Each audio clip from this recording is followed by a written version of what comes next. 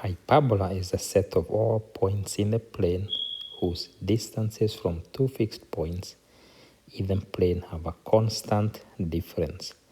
And the fixed points are called the foci. And these are the fixed points, the focus, the plural is the foci. And the line through the foci is called the focal axis. So this line through the foci, that's the focal axis. And the point midway is called the center. The points where the parabola intersects the focal axis are the vertices. See the vertices of the parabola.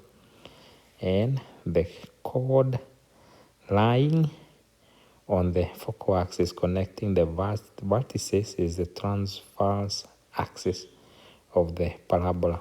So this is the transverse axis of the parabola, and you can see it can be horizontal or it can be vertical depending on the equation, and the length is 2a. As you can see, it's from negative a to a passing through 0, so that's 2a, half of it is a. And the other length is the conjugate axis, which is 2b. So these are the vertices right here. And the standard equations for a hyperbola with the center at the origin. So this is x squared over a squared, or it could be y squared over a squared. And this depends on which axis it is. If you look at this one, the x-axis, whichever comes first, this is on the x-axis. So this is, you see, y squared, so that's on the y-axis. The foci is plus or minus c, and 0, you see the vertices. You can see the semi-transverse axis A, and semi-conjugate axis is B. See the Pythagoreanization for this one. You can see this is different from what we had for the ellipse. And to get the asymptotes, this is the formula to use. To the parabola, let's go back. Let's look at an example here. Find the vertices and the foci of the hyperbola.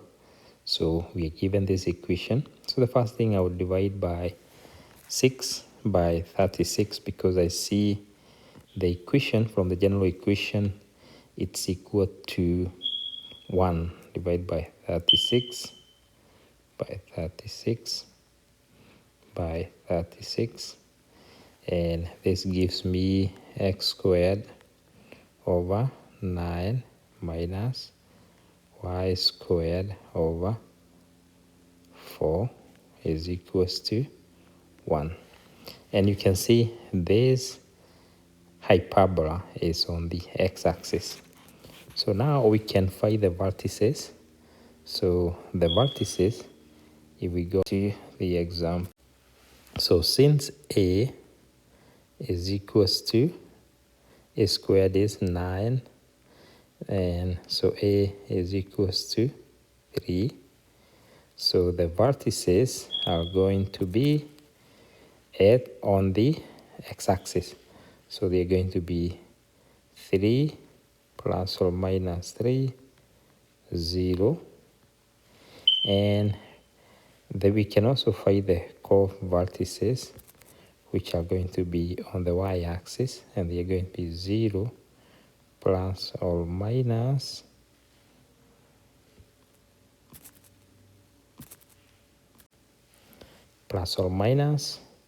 and well, it's on 0, 0, so this is going to be plus or minus the b value, which is equals to, from here we know that b squared is 4, b is equals to 2, so plus or minus 2. And what else do we need to find? We need to find the foci. And to find the foci, c squared, we need to know that c squared is equals to a squared plus b squared. So this is going to be equal to 9, 9 plus 4.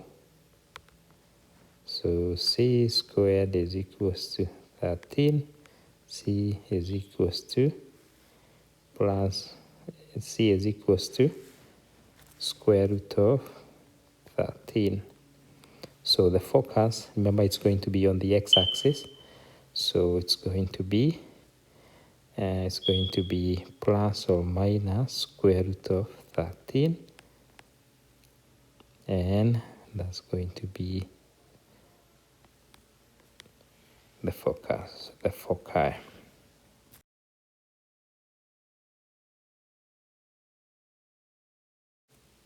So here we find the equation of hyperbola, and we are given the foci 0, -3, and you can sketch it.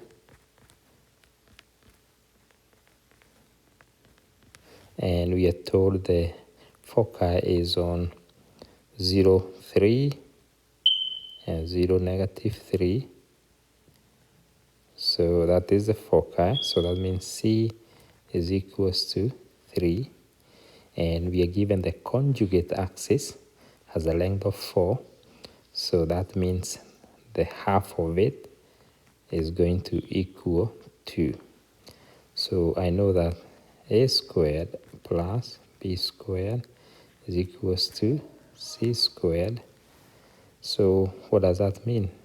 B, to get, what do I need? I need a squared. So to get a squared is going to be c squared minus b squared. So which is going to be, let's see, the c squared is 9 minus b squared, which is 4, which is 4. So that's going to be 5. So that is a squared. So the equation becomes, so I need to know the center. So it's centered at the origin. So it's going to be y squared over, what is a? A is equals to 5 minus, what is b? B is equals to 4. X squared is equals to 1. So that's the equation. So here we are given hyperbola. We're given the foci. And 1, 2, 3, 1, 2, 3. So see, this is the foci right here. So that helps us to get the value of c. So c equals to 3. And we are also given the length of b, which is going to be half of 4, which is going to be 2.